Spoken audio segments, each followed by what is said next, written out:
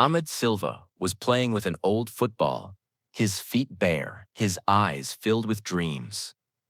The 12-year-old boy living in Rocinha, one of Rio de Janeiro's poorest neighborhoods, had the same routine every evening. First football, then homework, then watching Cristiano Ronaldo's videos on his old phone. One day I'll be like him, he would tell his mother. Maria Silva, a 34-year-old woman working as a cleaner, would smile at her son's dreams.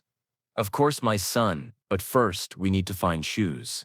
Shoes. This was a big problem for Ahmed. He was teased at school for coming barefoot, but in football, when he played with bare feet, no one could catch him. It was as if he had a natural connection with the ball. That evening, while watching one of Ronaldo's interviews as usual, he heard something. "I love receiving letters from my fans," Ronaldo was saying in Portuguese, especially from children. An idea came to Ahmed's mind. He could write a letter to Ronaldo. But there was a problem. Ronaldo spoke Portuguese and Ahmed only knew a few words in Portuguese. "Mom," Ahmed said that night, "could you teach me Portuguese?" Maria was surprised. "Why, my son? I want to write a letter to Ronaldo." Maria laughed. "Ahmed, you're dreaming." "Maybe," Ahmed said, "but I want to try." The next day Ahmed started. He borrowed the neighbor's old Portuguese dictionary. He watched Portuguese lessons on YouTube. He studied 2 hours every day for 3 months. Finally, he was ready. In his hand was a letter written in shaky handwriting. "Meu ídolo Cristiano. Meu nome é Ahmed. Tenho 12 anos e moro na favela. Rocinha no Rio. Jogo futebol todos os dias. Mas não tenho chuteiras. Sonho ser como você. Você pode me ajudar? Ahmed Silva." He mailed the letter to Real Madrid. Finding the address alone had taken a week.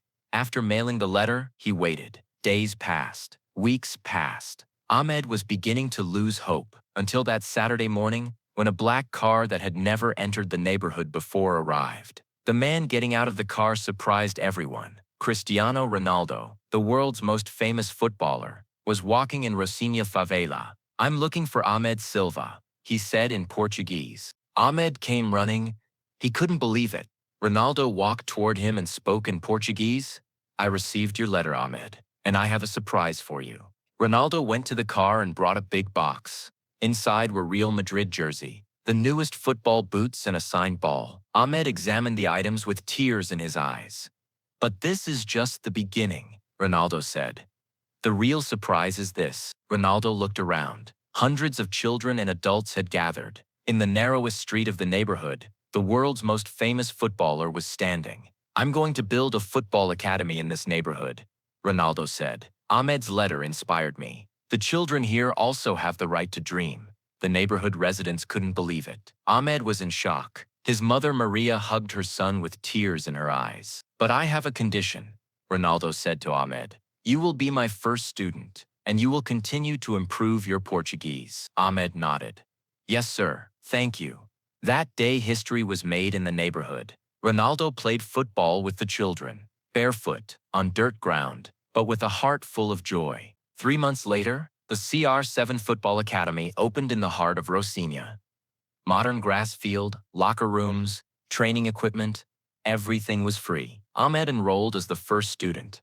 Now he had shoes, he had a jersey, but most importantly, he had hope. On the academy's opening day, Ronaldo came again. This time there was media, there were cameras, but Ronaldo's eyes were only on Ahmed. "Ahmed," Ronaldo said in front of the cameras, "I thought you were only asking me for shoes, but actually you were asking for something bigger, opportunity." Ahmed smiled. "Learning Portuguese was worth it, and I learned a Portuguese-speaking Brazilian." Ronaldo joked. 6 months after the academy opened, Ahmed's story was reflected in the world press. Headlines like "Favela child impressed Ronaldo with letter" were seen everywhere. But the real miracle was happening at the academy. 200 children were receiving free training. Professional coaches, nutritionists, education coordinators. Ronaldo had made a really serious investment. Ahmed became the star of the academy, not only in football but also at school. His Portuguese had become fluent. He had started learning English too.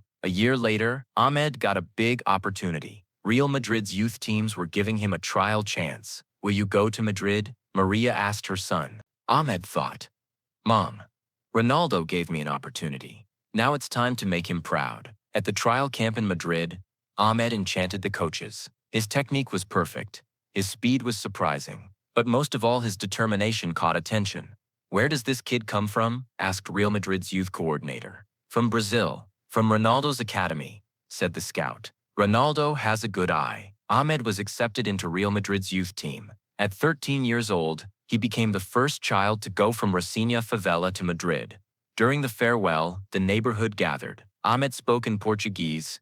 "This neighborhood taught me to dream. Now my advice to you: no dream is too big." His first year in Madrid was difficult. Language, culture, lifestyle, everything was different. But Ahmed didn't give up. Every evening he sent messages to Ronaldo in Portuguese, and Ronaldo always replied. "Don't forget Ahmed." Ronaldo would write, "You represent not only yourself but all of Rocinha." In Ahmed's second year, Ronaldo transferred to Madrid. The duo met again, this time on the training ground. "Hello, Ahmed," Ronaldo said in Portuguese. "Are you ready to train with me?" Ahmed mailed. "How do you find my Portuguese?" "Perfect. Now let me see your football." That day Ahmed trained one-on-one with Ronaldo. The media announced this as dream becoming reality. 3 years later, Ahmed became captain of Real Madrid's youth team. At 16 years old, he was ready to play in La Liga. The academy in Rocinha continued to grow. 50 children transferred to professional teams. 201 university scholarships. Thousands looked at life with more hope. On Ahmed's 18th birthday, Ronaldo made a special surprise. All Rocinha residents were brought to Madrid. A special match was organized at Santiago Bernabéu Stadium. Ahmed came onto the field in Real Madrid jersey. Ronaldo was in front of him, thousands of his fellow citizens behind him. "This boy," Ronaldo said with the microphone, "didn't just ask me for shoes by writing a letter. He asked for opportunity, and I didn't just give him opportunity. He gave me inspiration." Ahmed scored 2 goals in the match. He hugged Ronaldo after each goal. Rocinha was celebrating in the stands. After the match, Ahmed spoke. "When I learned Portuguese at 12 years old, I just wanted to write to Ronaldo.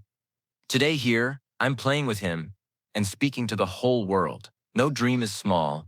No child is unimportant." That night's videos were watched millions of times on social media. The documentary From Favela to Santiago Bernabéu won an Emmy Award. Ahmed made it to Real Madrid's first team at 20 years old. When he scored his first goal, he pointed to Ronaldo. "This is for you," he shouted in Portuguese. Ronaldo applauded, smiling from the stands. The academy in Rocinha now bore the name Ahmed Silva Football Academy. Ahmed donated 10% of his career to here. On the academy wall, Ahmed's first letter to Ronaldo was hung in Portuguese. Below it was a note: "Dreams know no language, but you can learn a language to make them come true."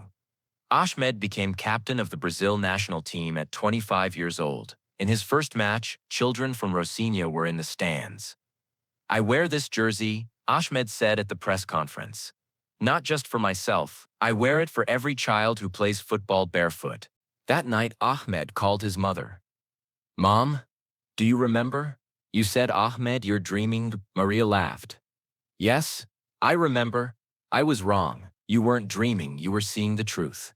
Years passed. Ahmed became a world star. Ronaldo retired, but their friendship never ended. At Ronaldo's retirement ceremony, Ahmed came onto the field. In his hand was a small paper. It was a copy of that first letter. "Cristiano," he said, into the microphone. "The letter I wrote to you at 12 years old changed my life. Now I'm also waiting for a child's letter, because I know that the next child who will dream is sitting in the stands." In the stands, thousands of children were applauding standing. Most had never seen Ronaldo live, but they knew Ahmed, the child who came out of Rocinha and conquered the world. That day, Ahmed announced a new program at his own academy, Letter Project. Children from all over the world could write their dreams in letters. The best letter writers would be invited to the academy. In the first week, 50,000 letters came. Ahmed read them all, and in each one he saw himself. Children who dreamed, sought opportunities, wrote with hope.